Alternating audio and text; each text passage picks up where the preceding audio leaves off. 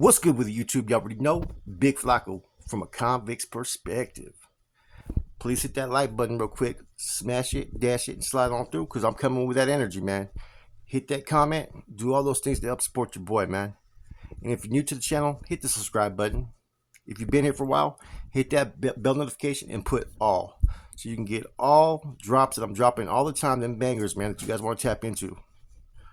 And as you can tell by the title and thumbnail, it's no secret. Today is September 16th, Mexican Independence Day, right? Also known as the honorary recognized birth date of the NF. Like the NR, Nuestra Raza, the date that was given for the Nuestra Raza wasn't actually the date that it was actually formed, okay? Now, you're going to hear a lot of different discrepancies about certain things, right? How the NF started, who was involved. You know what I'm saying? You're going to see some information will be accurate with some people, some's not going to be accurate. You know, history is always going to, at times, have different discrepancies of how people heard it, what they've seen, or how they got the information. Okay? But we're going to talk about September 16th, first and foremost, as not being the day when all the stuff happened. When the shit majorly hit the fan was actually 2 days before, September 14th, 1968. Okay, now this is how everything started to transpire on September 14th, actually, as a date. So an individual named Carlos Pieface Ortega sometime during the week had stolen some boots that belonged to Mad Dog Padilla from San Jose, right? He had now Pieface was in the metal. He was an MA member. I don't know if he was an MA member at the time or he became an MA member later. But Robot Salas was actually an MA member for sure, 100%. He had given those as a gift to Robot. Okay, so unknown to Robot, right? Mad Dog actually went out to the morning yard, been drinking Pruno, and he witnessed Robot wearing his shoes. So he decides to confront Robot and basically calls him a thief in front of the whole yard.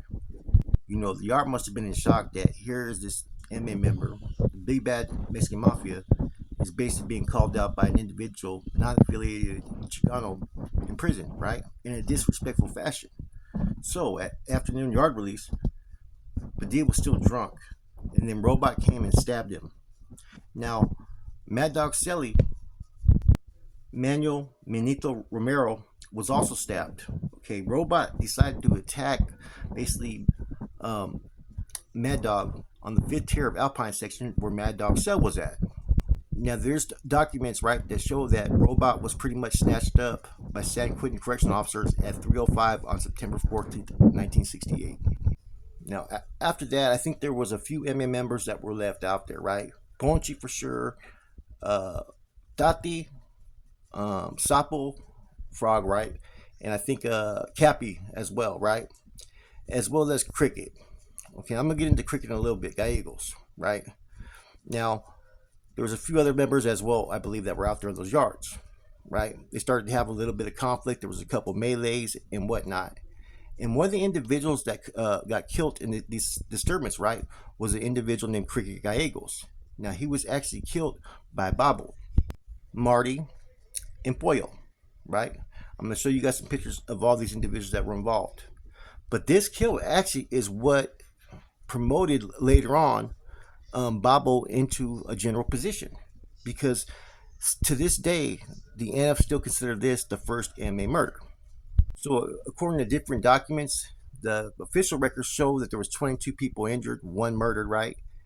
Other documents say 19, 18, right? But in any event, that basically happened on the same time period.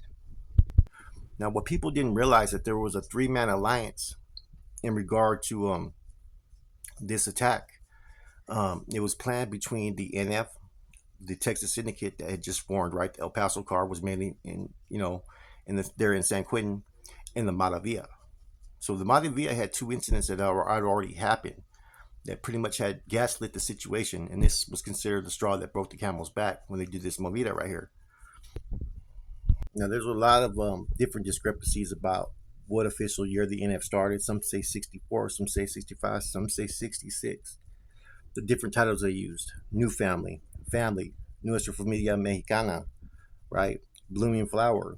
These were all different titles that basically, as I was always told, came to form in one basically unison group, right? That all had similar strifes, struggles, and whatnot.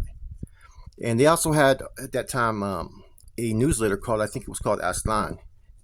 And that's where Cheyenne's cousin that everybody talks about, right? Chalo Hernandez, who was also from Bakersfield, right? Now, where a lot of these issues started happening, right? One major incident was when Sonny Pena, right, who was from Maravilla or New Mexico, was murdered by robot, believed to be murdered allegedly by Robot Salas. Apparently, what it was, they said it was over, was that basically Sonny was dealing drugs for the MA, and that he had burnt some individuals, right, and then didn't pay the MA its fucking due. So that was one of the first hits, and he was actually connected with the Maravilla and New Mexico.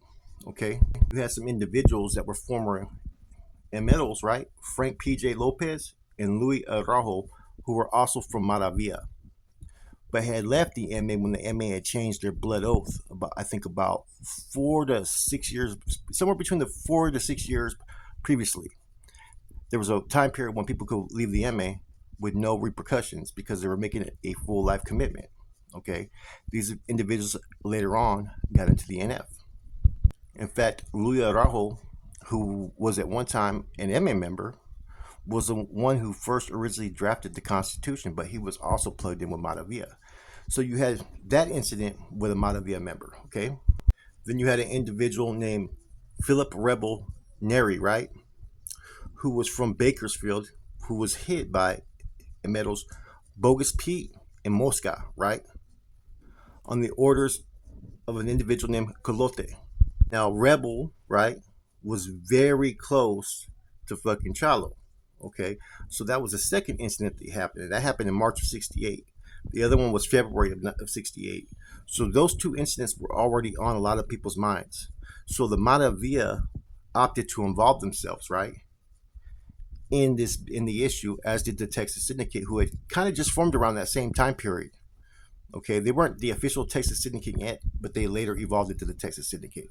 And what the agreement was supposed to be was they were going to do it in waves. The NF was going to hit the first wave, the second wave was going to be the Maravilla, and the third wave was going to be the Texas Syndicate. Now, the 1968 incident on September 16th gave birth basically to the NF. That's where it basically took over the whole new direction as far as it was time for them to put a group together, because there had been skirmishes in different locations, yet there had yet to become an all-out war, right? And some of those skirmishes were like people from different groups. Now, part of the Aslan newsletter was to sit there and combine ideas about, you know, the Chicano Revolution that was starting to, you know, get attention and whatnot, as well as to teach people to fight against oppression as a raza. Okay. Now, this is where the whole organization started to take place and go forward in a different direction. Because the original NF members were not, they weren't fucking gangsters or mobsters yet. That came later. Now, this has been told to me by several NF members, and by those that also that talk to other old school NF members. They've always said this, that the Mexican Mafia will never admit any of their members that have lost a life at the hands of the NF. They will always deny it.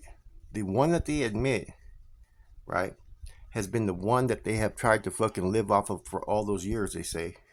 And because Cheyenne was such an influential and popular member and no member, there was no way that the NF could kill him and then deny that Cheyenne was even a Mexican Mafia member.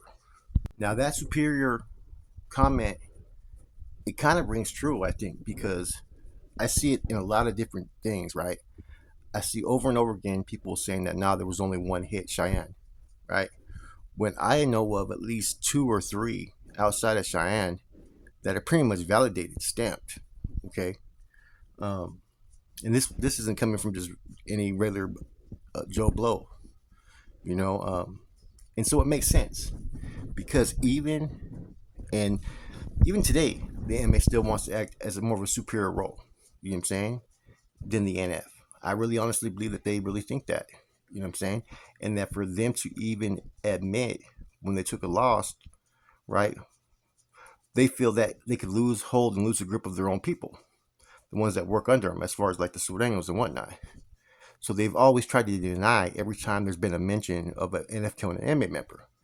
Now, some people say, well, who cares? Associate members, who cares if you put a lot of energy into it? I'm not trying to put a lot of energy into it. I'm just saying that there's a few things that people have to acknowledge and question, is there truth to it?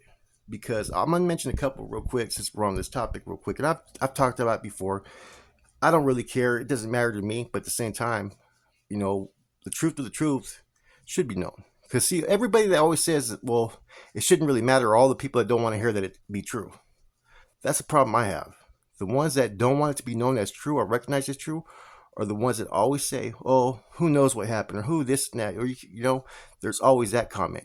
Now, Fig in his book, and those of you that have the original book, it talks about how Flacco from Artesia offered to sponsor him into the Mexican Mafia.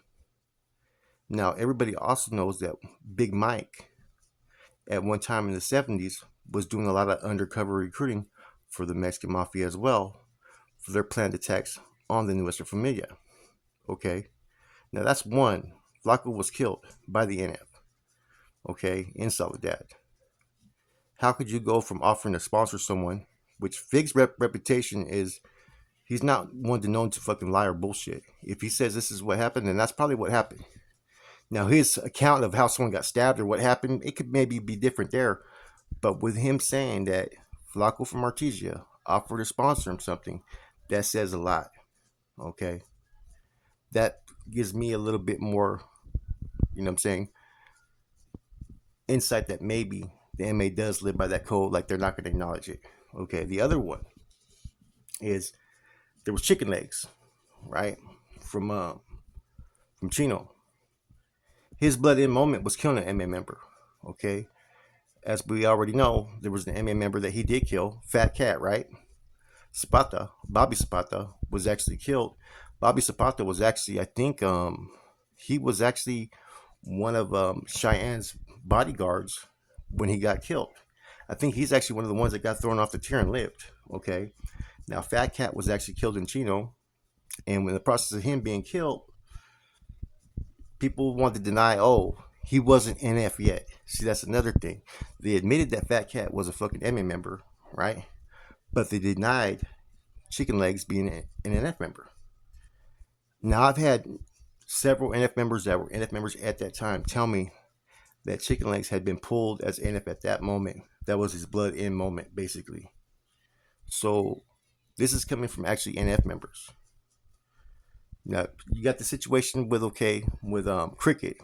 Oh, he was just an associate. Okay, I guess you got to give that to an actual active member saying it. But how are you going to sit there and deny what actually active NF members are saying about an individual named Chicken Legs? You can't. Anyways, I kind of digressed a little bit off topic, but I thought it was relevant because in this September, 15th incident that's pretty recognized as September 16th, there's an individual named Cricket Gallegos who they actually say was actually from Diamond Street, that he actually was killed, that he was actually in that metal. Now, Babo, Boyle, and Marty were the ones that were involved in killing him. The ones who've always said that he wasn't in metal have been people like Moondope and Big Mike, individuals of that stature, right? Like I said, every NF member that's from that time era has always said the same thing, that the MA never wanted to admit the members that the NF had knocked out. And that's why I brought all that up. Okay, so Cricket, hey, there's question marks, but people that I've talked to, they acknowledged him as an metal, as an MA member. And either way, though, this was a big event. There was actually metals and NF that were getting down with each other at that time. And like I said, the NF had recognized this date as his birth date, is because of the all-out blitz, and because it's kind of associated with the Mexican Independence Day. They've always looked at it as a way to promote basically propaganda as far as the struggle and strive for the NF, which they passed the torch on to the North Daniels. Now, since 1973, when the new Constitution basically came out, that whole fucking cause and struggle attitude with the NF has pretty much been out the door. The ones that have been playing that role have been the North Daniels, the Structure, the NR, and the Northerners. They're the ones that have kept the struggle and cause alive. September 16th, man, like I said, Mexican Independence Day. It has a good ring to it. It's a way to promote your struggle, your cause. And like I've always been taught with the history in regard to this topic, It's known as the expulsion, which means the forcing out, which means the forcing out of the NF. This is when they made their announcement. This is the all-out blitz, the War of Aslan, as they called it. This is where everything started at this moment right then, when finally a group that was supposed to be labeled an inferior group stood up to the big bad wolf and pretty much served that ass is what happened. See, around this time, the 4 Year War is what started, and then by 1971 there was a chance at peace, and then that's when the war started off again in 1972, man.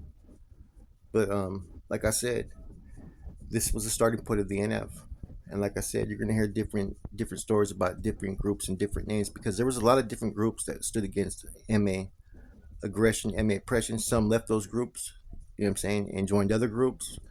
Some decided to join the NF. Like I said, this was the first time anybody had stood up to the big bad wolf and was successful as a group. And so this pretty much gave the NF a little bit of momentum.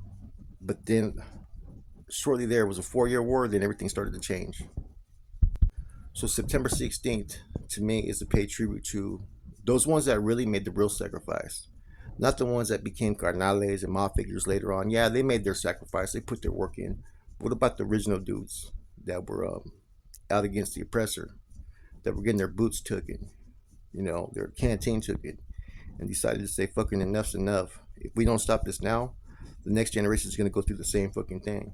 Those are the dudes I pay my respect to because they stood up against a tyrant in the system, one who felt they could bully everyone. And this led to basically the separation and creation of the NF. And that's why this day is kind of important to the NF. It's recognized by the NF. There is a lot of spun narratives to it, you know, but the base foundation concept still remains the same. It was a time when a group of men decided to stand up against those that were trying to oppress other men, you know, those that were trying to extort, trying to take advantage, that were killing their friends. And this is not just where the NF was, but other groups as well, you know. And this was pretty much what launched the NF into existence in the system and why September 16th is so important to the NF. Now, I'm going to post some paperwork, documents, and pictures of different people who were involved at this time. And that way you can put the story that I just told for you guys together and you guys can get an idea of these people. With that said, your boy Flaco, Convict's Perspective. I'm gone. That right there is Rebel Neri, the one that was killed, or basically hit with one of Charlo's friends from Bakersfield. I think he was hit in March of '68. There goes a young Babo Sosa. This was the year when he killed Cricket Gallegos, along with Boyo and Marty. But you're going to see their pictures coming up as well. That one right there is Boyo. He was actually part of the September 16th, 1968 melee. He partook with Babo to kill Cricket Gallegos. That's this man right here. This is Marty. I think Marty was actually from Oakland. These were all like first term NF members back in the days. And then next you're gonna have that's Mad Dog right there, Padilla. And then finally at the end you're gonna have Benito, his celly, the one that got hit. Benito actually got killed also by Robot Salas, I believe, out there on the streets at one time as well, man. That's Benito right there. Anyways, with that said, a few other articles, man. You guys have a good one.